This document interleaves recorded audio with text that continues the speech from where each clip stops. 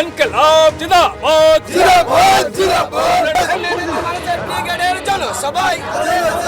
আর এরই মধ্যে হাওড়ায় বন্ধ রয়েছে লঞ্চ পরিষেবা, যার ফলে যে সমস্ত কর্মী সমর্থকেরা হাওড়া স্টেশনে এসেছেন লঞ্চ পরিষেবা বন্ধ রয়েছে দেখে তারা অত্যন্ত ক্ষোভ প্রকাশ করেছেন। তারা 4টি বাম গণসংগঠনের ডাকে আজ ব্রিগেড সমাবেশ এবং বহু মানুষ যারা জেলার দূর দূরান্ত থেকে তারা ট্রেনে করে হাওড়া স্টেশনে এসে পৌঁছেছেন।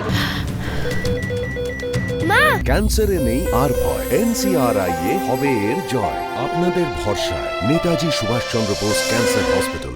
ব্রিগেড প্যারেড গ্রাউন্ডে যোগ দেবেন বলে, তবে তার আগে যখন তারা হাওড়া স্টেশনে পৌঁছন তখন দেখতে পান যে লঞ্চ পরিষেবা বন্ধ রয়েছে। সরাসরি কথা বলবো ঐশী মুখোপাধ্যায় রয়েছেন আমাদের সঙ্গে। ঐশী, ঠিক কি কারণে আজকে লঞ্চ পরিষেবা বন্ধ এবং এই নিয়ে বাম কর্মী সমর্থকেরা যারা হাওড়া স্টেশনে এসে পৌঁছেছেন কি অভিযোগ করছেন তারা?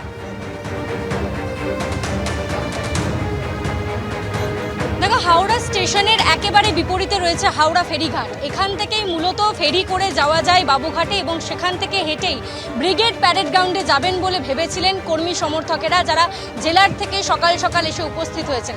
তবে আসার পরেই দেখা যায় যে ফেরি ব্যবস্থা আজকে বন্ধ রয়েছে, ফেরি পরিষেবা আজকে বন্ধ রয়েছে।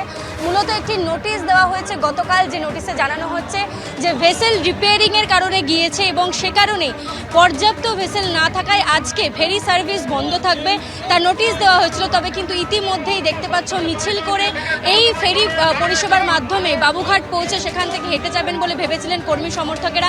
আমাদের সঙ্গে রয়েছেন কয়েকজন, তাদেরকে জিজ্ঞেস করব আজকে ফেরিঘাট বন্ধ রয়েছে। হ্যাঁ, ফেরিঘাট এসে তো আমরা দেখছি হঠাৎই ফেরিঘাট বন্ধ। আমরা ফেরিঘাটের জন্য ওয়েট করছি, কিন্তু শুনলাম নাকি কোনো সংস্কারের জন্য হয়তো ফেরিঘাট বন্ধ আছে। আমাদের যাই হোক অন্য উপায়ে হেঁটেও যেতে হবে, নইলে আমরা অন্য উপায়ে মিছিল সহকারে আমরা হেঁটেই চলে যাব। হ্যাঁ, এই আমরা তো এখানে এসেই শুনছি, মানে আগে থেকে তো কোনো ব্যবস্থা নেই বা কিছু আমরা জানিও না। আমরা তো ওয়েট করছি, যে এখনই জানছি নাকি ফেরিঘাট কোনো সংস্কারের জন্য বন্ধ। প্রতিবারে খোলা থাকে, রবিবারে খোলা থাকে, যেদিনই মিটিং হয় আজকেই বোঝা গেল ফেরিঘাট সবটাই বন্ধ করে দিচ্ছে। এর ব্যাপারটা কি বোঝা যাচ্ছে না? এভাবে তো আর মানুষকে আটকানো যাবে না। না, ফেরিঘাট দুটো বন্ধ করে দিলে কি আমরা আবার ফিরে যাব? এভাবে মানুষকে আটকানো যায় না। আমরা হেঁটে এসছি, হেঁটে যাবো। পরিষ্কার ব্রিগেডে যাচ্ছি। ব্রিগেডের এই যে ফেরিঘাট সার্ভিস বন্ধ রয়েছে, তা আপনারা হেঁটেই যান? হ্যাঁ, হেঁটেই যাবো। লক্ষ্য তো আমাদের ব্রিগেড, ফেরিঘাট নয়। লক্ষ্য ব্রিগেড, আগামী দিন নবান্ন আমাদের। আটকানো যাবে না।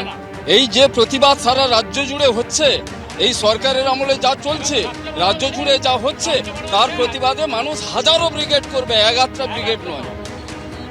হ্যাঁ, নিত্যযাত্রীদের তো সমস্যা। এই দিদিমণি চাইছে যে মানুষকে কতটা হ্যারাসমেন্ট করানো যায়। মানুষের প্রতিদিনের যে সমস্যা, এই সমস্যায় আরো বেশি করে উনি যুক্তি করতে চান।